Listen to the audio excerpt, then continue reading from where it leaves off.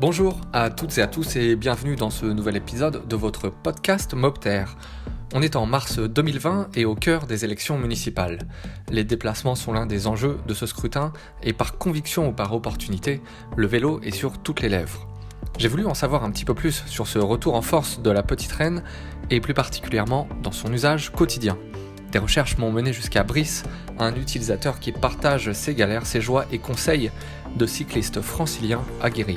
Il a accepté de répondre à mes questions dans ce nouvel épisode dédié donc à la pratique du vélo taf. Si ce podcast vous intéresse, n'hésitez pas à vous abonner sur la plateforme de votre choix et à poster un commentaire sur iTunes, ça contribuera à accroître sa visibilité. Merci de votre fidélité. Sans plus attendre, écoutez l'interview de Brice dans ce nouvel épisode de Mopter. C'est parti!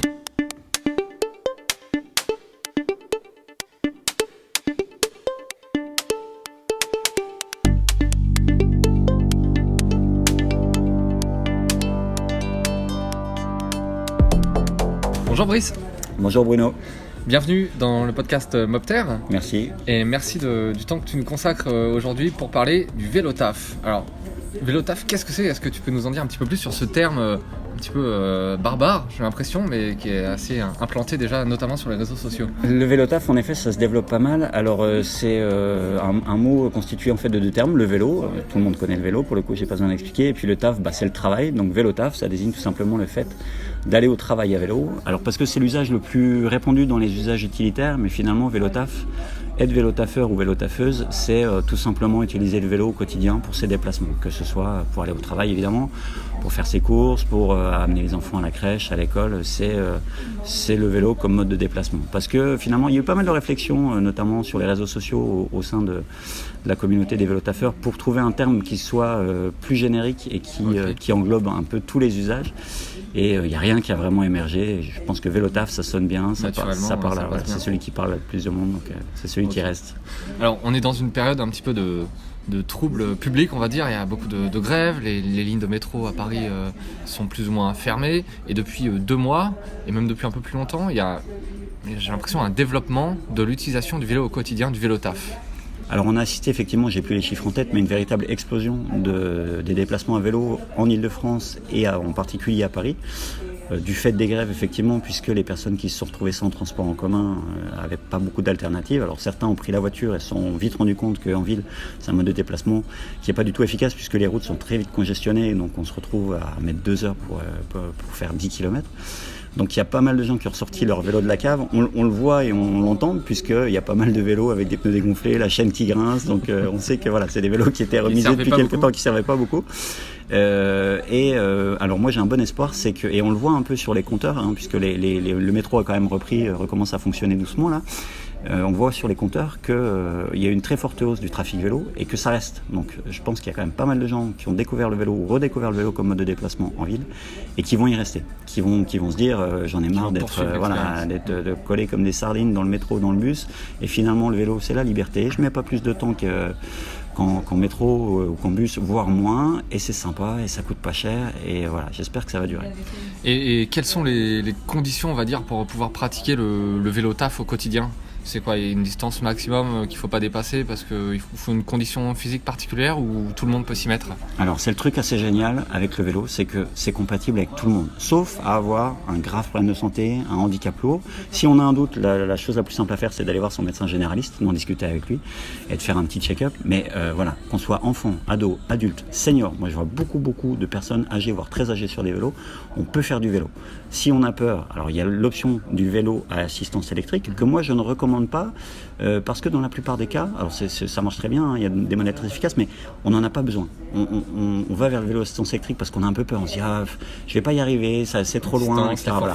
Mais il faut savoir que pour un trajet de 5 km, sauf si vous avez vraiment beaucoup de relief, il n'y a absolument pas besoin, même pour 10 km, il n'y a absolument pas besoin d'un vélo à assistance électrique. Il suffit d'aller à son rythme.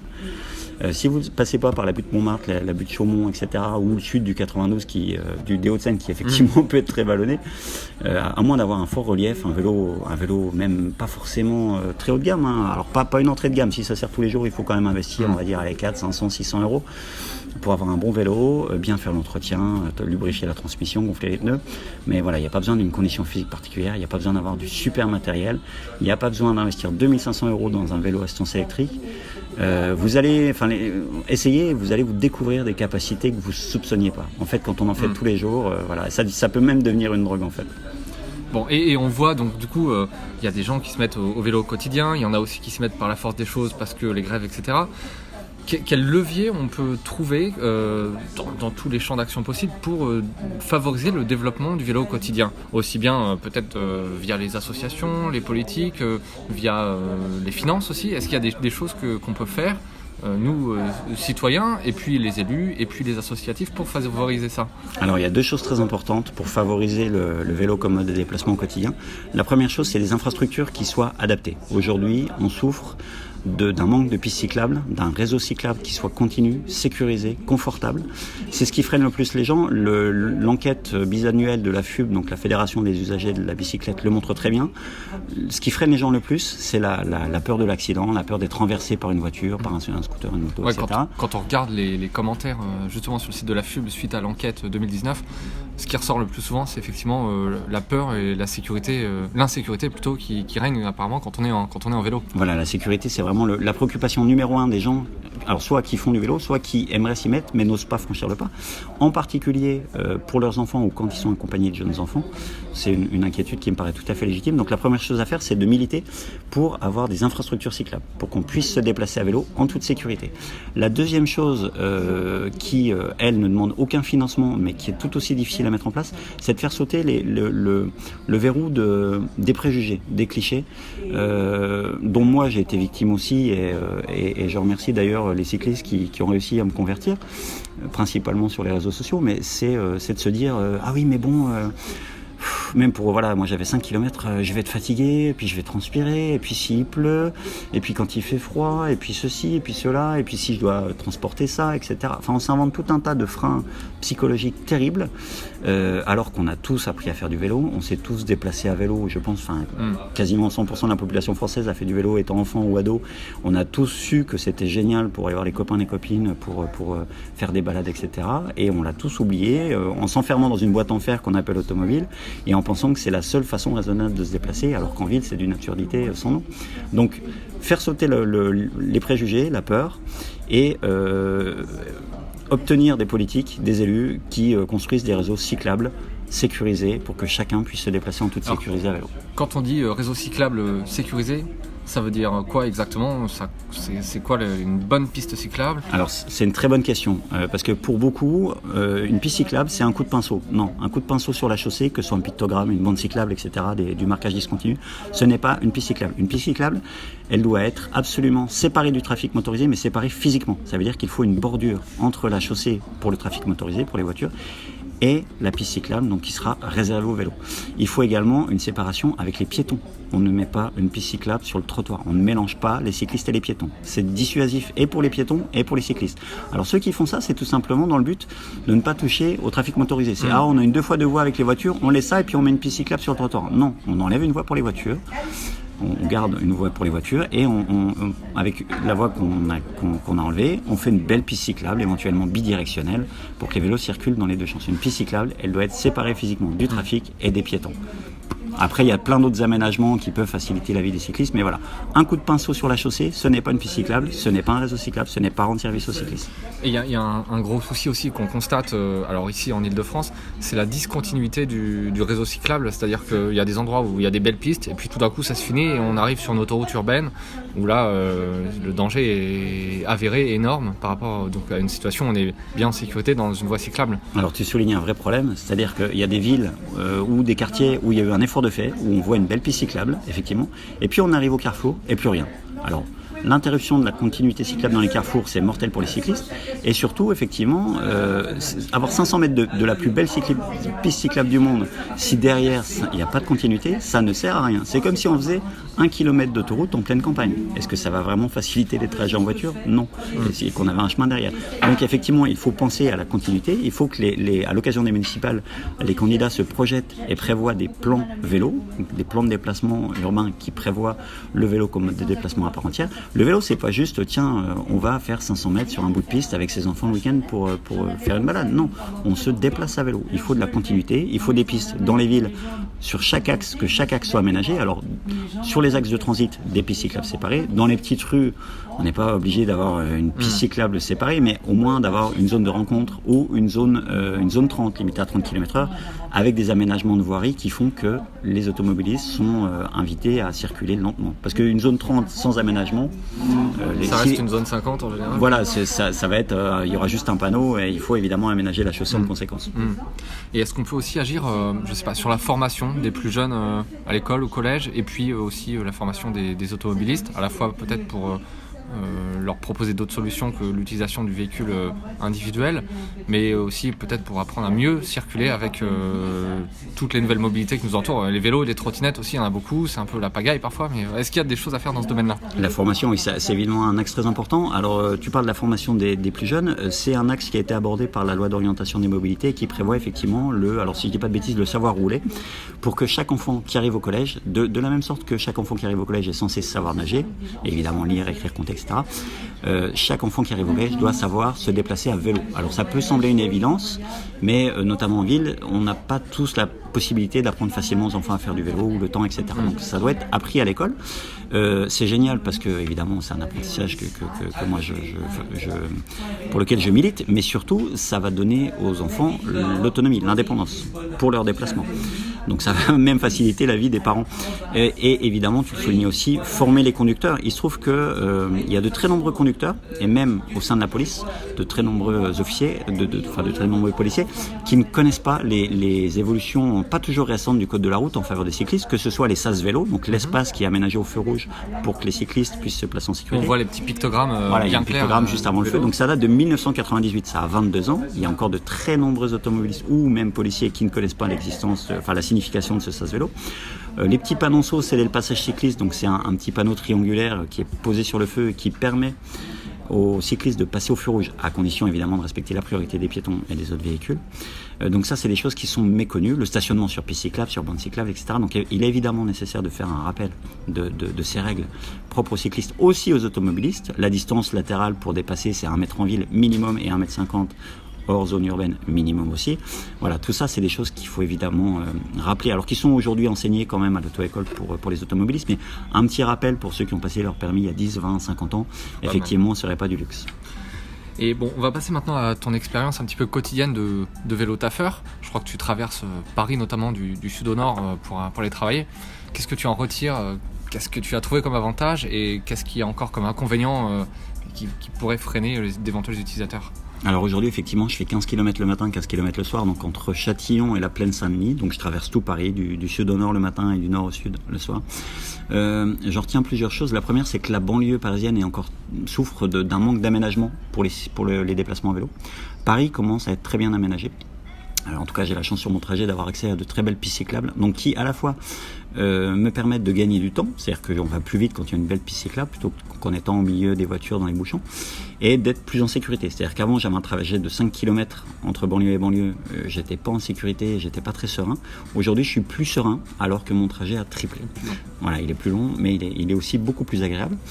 Donc je retiens beaucoup de plaisir parce que ça me permet aussi de faire du vélo et j'aime beaucoup ça. Ça me permet d'avoir une activité physique. Aujourd'hui, on sait qu'en France, la sédentarité, c'est un vrai problème de santé publique, notamment par rapport à l'obésité. Donc moi, je fais 1h50 d'activité physique. Je dis bien activité physique et pas sport. Il y a aussi des gens qui s'imaginent que se déplacer à vélo, aller au travail à vélo, c'est du sport. Non, si vous pédalez à votre rythme, vous n'allez pas arriver complètement liquide au travail. Ça fait juste fonctionner le cœur. Voilà, ça fait fonctionner les muscles, le cœur, les organes, etc. Ça fait beaucoup de bien. Ça fait du bien au moral. Donc j'en retiens beaucoup de plaisir et encore quand même pas mal de friction avec le trafic motorisé. Alors soit parce qu'il y a un manque d'aménagement notamment en banlieue, soit parce que au carrefour, forcément les carrefours sont quand même souvent bloqués et ça donne lieu à des scènes un peu compliquées, mais quand même globalement beaucoup de plaisir et surtout je ne reviendrai pas en arrière. Ça fait 3 ans que je fais tous mes trajets à vélo, enfin la quasi-totalité de mes trajets personnels et professionnels à vélo. Je ne reviendrai pas en arrière. C'était vraiment du pragmatisme à la base. Le but, c'était de gagner du temps. J'ai divisé par 2 mon temps de trajet par rapport à la voiture. C'était pas par militantisme écologique ou par souci de faire des économies, même si c'est le cas. J'économise beaucoup. Et voilà, je reviendrai pas en arrière. À chaque fois que je prends une voiture et que j'ai l'occasion de rouler en ville, Alors j'allais dire, je m'arrache les cheveux, j'en ai plus un seul sur le caillou, mais je deviens fou, quoi. Je me dis, mais comment on peut s'infliger ça ? Comment on peut considérer que c'est une solution pertinente ? Alors c'est intéressant, donc on voit, tu parles beaucoup de ça sur Twitter notamment, où on peut parfois suivre tes trajets quotidiens, tes petites aventures. Il y a un espèce de militantisme, c'est à la fois de la pédagogie, militantisme pour le vélo taf sur ces réseaux-là notamment. Il y a beaucoup d'associations qui sont présentes, qui font de la pédagogie. Est-ce que toi, tu es dans une association ? Est-ce que tu as développé des projets autour de ça ? Alors il y a beaucoup d'associations qui font un travail phénoménal, formidable, que ce soit à l'échelle d'une ville, comme par exemple à Paris-Ancel, Phare à vélo à Fontenay-aux-Roses, MDB Montrouge, Dynamo Malakoff, alors je cite les dérailleurs de Clamart, voilà, je cite un peu les copains qui sont autour de chez moi. Il y a des associations qui sont plus générales comme MDB, Mieux se déplacer à bicyclette, qui a des antennes, ou la FUB, Fédération des usagers de la bicyclette, qui regroupe beaucoup d'associations. C'est des gens qui font un travail monstrueux sur le terrain, un travail énorme, vraiment en ligne, qui œuvrent au quotidien. On ne s'imagine pas le travail que ça représente, mais qui font vraiment beaucoup de choses pour l'essor du vélo comme mode de déplacement.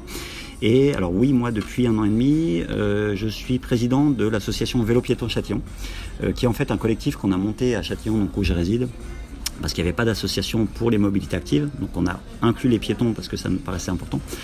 Donc il n'y avait pas d'association et au départ c'était un collectif et puis on s'est rendu compte que pour faire avancer les choses, voilà, il fallait s'unir, il fallait se rassembler, il fallait rassembler les citoyens. On a aujourd'hui un peu plus de 200 adhérents. Il y a une grosse demande à Châtillon pour développer les mobilités actives, donc la marche et le vélo comme mode de déplacement, et puis alors avoir plus d'infrastructures et faire respecter l'existant. Ça implique notamment de débarrasser les trottoirs des motos, des voitures qui se garent ou qui même parfois y circulent. Et effectivement le milieu associatif permet de faire avancer les choses à la fois auprès des élus et puis dans les mentalités. Alors tu parlais de Twitter, c'est vrai que je communique beaucoup. En fait c'est comme j'ai acheté une caméra parce qu'au début personne ne me croyait. C'est-à-dire que je racontais ce qui se passait sur la route, tout le monde me disait non mais on te connaît, t'en rajoutes, t'en fais des caisses, c'est n'importe quoi, enfin que ce soit ma famille, mes proches, etc. Voilà, ils se disaient c'est des histoires. Je me suis dit je vais acheter une caméra et je vais me montrer ce qui se passe vraiment sur la route quand on est sur un vélo. Parce que même moi j'avais du mal à y croire. Donc la vidéo c'est un témoignage objectif. Et Twitter c'est pareil, ça me sert à communiquer et pour beaucoup à casser les préjugés. Parce qu'il y a encore voilà, un peu ce running gag qui revient souvent. Ah oui mais bon quand je dois transporter ma grand-mère, mes 5 enfants, une armoire normande, les courses pour 2 semaines et que j'ai pas mon SUV, comment je fais ? Et voilà, et on explique qu'il n'y a pas un mode de déplacement idéal, il faut adapter son mode de déplacement à ses besoins, et surtout que le vélo, malgré tout, peut répondre à l'ensemble des besoins du quotidien. Alors, ça ne veut pas dire qu'il faut mettre tout le monde sur un vélo ou obliger tout le monde à faire du vélo, mais au moins de changer son schéma de pensée et de se dire la voiture n'est pas impérative pour tout. En fait, elle l'est même globalement pour quasiment rien. Mais voilà, de se dire petit à petit, c'est comme le sans déchet. On passe pas au sans déchet du jour au lendemain, mais voilà, on va trier ses déchets, essayer de moins consommer. Le vélo, c'est pareil. Vous avez forcément un vélo qui traîne dans la cave, gonflez les pneus, allez faire un tour, faites une petite distance de 3 km et vous vous rendez compte que c'est agréable. Vous allez mettre quasiment pas de temps, ça vous aura rien coûté et c'est hyper efficace en fait. Et puis on se rend compte que l'augmentation de l'utilisation du vélo au quotidien fait aussi baisser concrètement la circulation, notamment dans Paris. Alors effectivement, il y a beaucoup de gens. Alors, moi je fais pas de politique et je ne me mêle pas de politique et je n'ai pas d'avis je n'exprime peu d'avis sur les politiques, mais on voit beaucoup de haine anti-Anne Hidalgo parce qu'elle a supprimé des voies de circulation automobile et que ce serait de l'autophobie, etc. Alors Paris, moi je vois encore une ville envahie de voitures, que ce soit en circulation ou en stationnement, mais il se trouve qu'effectivement faire une piste cyclable de 3 mètres de large, donc où les vélos circulent dans les deux sens, ça va permettre paradoxalement de fluidifier. On a enlevé une voie automobile, mais ça va fluidifier le trafic automobile. Pourquoi ? Parce qu'une voie automobile, c'est maximum 1800, c'est mécanique, 1800 véhicules par heure, maximum. Une piste cyclable qui fait la même largeur qu'une voie automobile, ça va être 6, 8, allez, on va monter raisonnablement à 8000 personnes par heure. Donc ça veut dire 4, 5 fois plus. Parce que quand je dis 1800 pour les voitures, c'est plutôt autour de 1000 en ville. 1800, c'est sur un axe qui roule très bien. Donc on va multiplier par 5, 6, 8 le trafic. On va faire passer beaucoup plus de personnes avec une piste cyclable qu'avec une voie liée au trafic automobile. Tu parlais de Twitter, je poste souvent des vidéos, du boulevard Sébastopol notamment, où voilà, il y a 3 voies automobiles, une piste cyclable. On va compter en 30 secondes, 40 vélos et 2 fois moins de voitures. Pourquoi ? Parce que les voitures, c'est une personne, en moyenne dedans, 1,1 personne. Ça prend beaucoup de place. À l'arrêt, c'est 12 mètres carrés. Un vélo, ça ne prend pas de place. Il faut 10 voitures pour faire un bouchon. Si tu as, je sais pas, 20, 30 cyclistes à un feu, c'est 20, 30 cyclistes à un feu. C'est-à-dire que le feu va passer au vert, ils passeront tous. Il n'y a pas de bouchon de vélo. Alors on en voit parfois sur des images à Amsterdam, Copenhague, il faut 300 vélos pour faire un bouchon. C'est encore une autre échelle. Voilà, si tu prends 300 voitures dans Paris, c'est plus un bouchon, c'est l'apocalypse. Donc c'est tout simplement, voilà, c'est mécanique. Le vélo, c'est des déplacements fluides. Et puis il y a cette notion aussi de vitesse de trafic, soit donc en vélo ou en voiture. Voilà, on se rend compte finalement la vitesse moyenne, effectivement. Ouais. C'est-à-dire qu'on se dit, et moi le premier, parce que j'ai été journaliste automobile pendant 18 ans, là on se dit la voiture c'est la liberté, c'est la puissance, etc. Ouais, j'ai 200 chevaux, ça accélère, c'est génial et tout.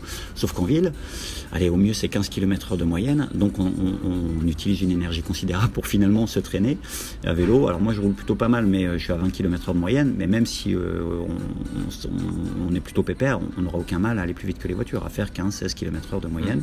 Et effectivement, on a une vitesse moyenne qui est bien plus élevée. Moi, je disais, j'ai divisé par 2 mon temps de trajet quand je suis passé au vélo, donc ça veut dire que j'allais 2 fois plus vite à vélo qu'en voiture, en respectant le code de la route.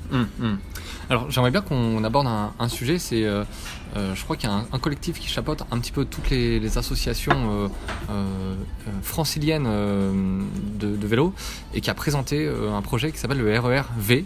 Je ne sais pas si tu en as entendu parler. Si, ouais. Alors évidemment. D'ailleurs, Vélo Piéton Châtillon fait partie du collectif Vélo Île-de-France, qui est un collectif donc, à l'initiative de MDB, l'association Mieux se déplacer à bicyclette, qui a eu cette idée géniale de justement fédérer à l'échelle de l'Île-de-France les associations, parce que ça rejoint l'idée de continuité dont tu parlais, c'est-à-dire que chaque association œuvre sur sa commune. Alors on a des échanges avec les associations voisines et on s'entend très bien, mais il y a une nécessité justement d'assurer la continuité et puis d'assurer un dialogue à une échelle un peu plus élevée que l'échelle communale, donc à l'échelle départementale, régionale. Les intercommunalités aussi. Les intercommunalités, voilà, qui ont aujourd'hui beaucoup de pouvoir. Donc le collectif Vélo Île-de-France a mis en place effectivement un réseau express, le RER-V, pour RER, réseau express régional vélo, sur le même schéma que le RER, donc ferré. L'avantage, c'est que ça parle à tout le monde en fait. C'est-à-dire qu'une ligne de RER, tout le monde voit le principe. Donc là, c'est pareil, il y a des lignes avec des couleurs, et l'idée, voilà, c'est d'expliquer à la région que 2 choses, que déjà on peut désengorger les transports en commun. On parlait de la voiture, mais on peut aussi désengorger les transports en commun avec le vélo, parce que justement on fait passer beaucoup de monde dans peu d'espace, et surtout on voit que les axes empruntés par ce RER-V rejoignent un peu les axes de transport lourd du RER. Exactement, donc on peut désengorger les transports en commun, et ça montre aussi une autre chose qui est très importante, il y a une carte pareil qui avait été faite par MDB qui s'appelait, alors je sais plus le nom, peut-être le bus cycliste, je sais plus. L'idée c'était d'accompagner les cyclistes débutants et de leur montrer sur une carte en ligne collaborative, de montrer les trajets. Chacun montrait ses trajets, puis disait voilà, moi je peux accompagner des novices sur ce trajet, et on voyait que les gens, c'était pas 2 km, c'était 10, 15, 20, 30, certains 50 km par jour, alors 25 le matin, 25 le soir, et qui traversaient littéralement une partie de l'Île-de-France. Donc le RER-V, c'est aussi pour montrer qu'à vélo, on peut faire des grandes distances et en peu de temps. Alors je reviens sur le vélo à assistance électrique, pour les gens qui ont une grande distance à faire et qui ont du relief. Voilà, le vélo à assistance électrique permet de finalement gommer ce relief et d'arriver au travail après 15-20 km sans transpirer, sans avoir fait d'efforts, sans être fatigué. Voilà, et tout ça pour la fraction du coût d'une voiture finalement. Ouais. Alors, je voudrais passer pour terminer, parce que ça fait déjà 22 minutes et le temps passe vite, mais je voudrais qu'on voit un petit peu ce qui se passe à l'étranger, parce que il y a notamment des pays dans le nord de l'Europe qui sont un petit peu connus pour être les spécialistes de l'usage du vélo en ville. Pourquoi des villes allemandes, des Pays-Bas utilisent autant ces vélos, et pourquoi ça s'est pas fait en France? Alors c'est une très bonne question. On peut prendre notamment l'exemple des Pays-Bas, ça date des années 70. Alors il s'est passé 2 choses, et Copenhague aussi au Danemark, il s'est passé 2 choses. D'abord, il y a eu un ras-le-bol des accidents, des morts. Il y a un journaliste dont la petite fille a été tuée sur le chemin de l'école en Hollande, alors je ne sais plus si c'est à Amsterdam ou ailleurs. Et c'était le mort de trop en fait, c'était l'enfant tué en trop par les voitures, et il y a eu une grande campagne qui était cesser alors je sais plus de la terminologie exacte, mais cesser les meurtres d'enfants sur la route, quoi, un ras-le-bol. Donc pour finalement interdire, au départ c'était pas pro vélo, c'était surtout interdire les voitures dans les villes, enfin limiter le trafic automobile dans les villes, parce qu'il y avait des morts, et tout le monde en a eu marre, et notamment les enfants. Et c'est le vélo qui s'est développé naturellement comme alternative. Donc on pense souvent qu'il y a une vraie culture du vélo, etc. Non, si on regarde Amsterdam, ça, on se dit le vélo hollandais, c'est dans leur gène, etc. Ça, et on regarde une photo d'Amsterdam dans les années 60, mais c'est une ville envahie par l'automobile. Il n'y a que ça sur les trottoirs partout. Enfin, ça en est effrayant tellement c'est envahi par la voiture. Donc il n'y a pas eu de culture. Il y a eu un gros changement, une grosse pression publique en fait sur la politique. Et je crois qu'à Copenhague, si je dis pas de bêtises, ça a été surtout parce que ils avaient un manque de moyens. Alors je sais plus si c'était pour les transports en public, pour le transport public ou pour la route, mais voilà, ils sont passés au vélo parce que par pragmatisme en fait, pareil, par manque de moyens, et le vélo c'est pas cher, à la fois pour les infrastructures et pour les usagers, et ça s'est beaucoup développé comme ça. Alors en Allemagne, c'est vrai que c'est quand même le pays de la voiture, mais on voit aussi, notamment entre les villages, de vraies pistes cyclables. Là c'est pareil, je pense que voilà, c'est une pression peut-être des écologistes, ou je connais moins l'histoire du réseau cyclable en Allemagne, mais et du pragmatisme aussi, quoi. Mais c'est intéressant ce que tu soulignes, notamment quand tu dis entre les villages, c'est-à-dire dans les zones périurbaines, où souvent c'est des quartiers ruraux, des quartiers pavillonnaires qui s'étalent sur des dizaines de kilomètres, où en France, c'est quoi la solution ? Il y a un bus par heure, ou prendre sa voiture individuelle actuellement, souvent c'est comme ça. Voilà, alors c'est un vrai problème, c'est que dans les villes aujourd'hui, on commence à avoir pas mal de pistes cyclables, mais dans les zones rurales, où les déplacements, on se dit souvent, ah oui mais bon je fais beaucoup de kilomètres, etc. Mais il y a beaucoup de déplacements en zone rurale, soit les gens travaillent pas loin, soit pour les petits déplacements du quotidien, pour aller voir les proches, faire des petites courses, etc. Ça pourrait se faire à vélo. Le problème c'est quand il faut passer par une départementale où les camions vous rasent à 80, avec les enfants, c'est pas possible. Ou alors il faut avoir une âme de guerrier, mais voilà. En Allemagne et en Hollande en particulier, tous les axes sont doublés, même en pleine campagne, par des pistes cyclables. Donc à, je sais pas, 5-10 mètres de la chaussée, il y a une vraie piste cyclable où peuvent aller les piétons, enfin je dis piste cyclable ou voie verte, où peuvent aller les piétons, les vélos, se déplacer en sécurité. Ça veut dire qu'on peut faire 5 km entre deux villages et être en sécurité. En France aujourd'hui, c'est très rarement possible. Ça l'est quand on a des voies vertes qui ont souvent d'ailleurs été installées sur d'anciennes voies de chemin de fer. Exact. Donc hélas, on n'a plus de transport public, ou comme tu dis, voilà, 2 bus dans la journée dans ces zones-là, où il faut faire du covoiturage. Alors c'est aussi une solution, mais c'est pareil, ça demande à être développé. Donc sur les pistes cyclables en zone rurale aussi, il y a un très gros effort à faire. Ouais, ça touche des problématiques d'urbanisme, même de planification, d'organisation des territoires. C'est-à-dire que ça coûte cher d'amener du transport public, ça coûte cher de créer des réseaux de voirie, etc. Et il y a une solution qui peut être utilisée et qui coûte moins cher, c'est effectivement créer des pistes cyclables sur des autres territoires, en particulier quand c'est plat. Alors tout à fait. L'économiste Frédéric Héran l'a bien montré, il a publié beaucoup de chiffres là-dessus, mais une piste cyclable, c'est la fraction du coût, j'ai pas les chiffres en tête, mais avec 1 kilomètre d'autoroute, je sais pas, on fait des dizaines ou des centaines de kilomètres de pistes cyclables qui permettent à tout le monde de se déplacer. On dit souvent, oui, vous interdisez, quand on limite l'usage de la voiture, on pénalise les plus pauvres, etc. Alors les plus pauvres, non, ils sont à pied, à vélo, dans le RER à 5h du matin, et ils prennent pas leur voiture pour aller dans Paris. Et l'avantage du vélo, c'est que pour d'occasion, 150 €, vous avez un très bon vélo. Voilà, si on fait des pistes cyclables, on permet à tout le monde de se déplacer. Et quand vous êtes au feu rouge à vélo, le cadre, l'ouvrier, le smicard, le chômeur, etc., tout le monde utilise ses cuisses pour se déplacer. Il n'y a pas une vieille 4L pourrie et puis un Range Rover à côté. Il n'y a plus ce symbole social. Voilà, ça permet vraiment de mettre tout le monde au même niveau. Et moi, je trouve ça assez génial. Eh bien, on va rester sur ces bonnes paroles. Merci beaucoup, Brice. Merci, Bruno. Et puis, bonne continuation à vélo dans tes projets, tes associations. Et puis, on espère que ça va se poursuivre, et notamment à l'approche des municipales. Merci beaucoup. À bientôt. À bientôt.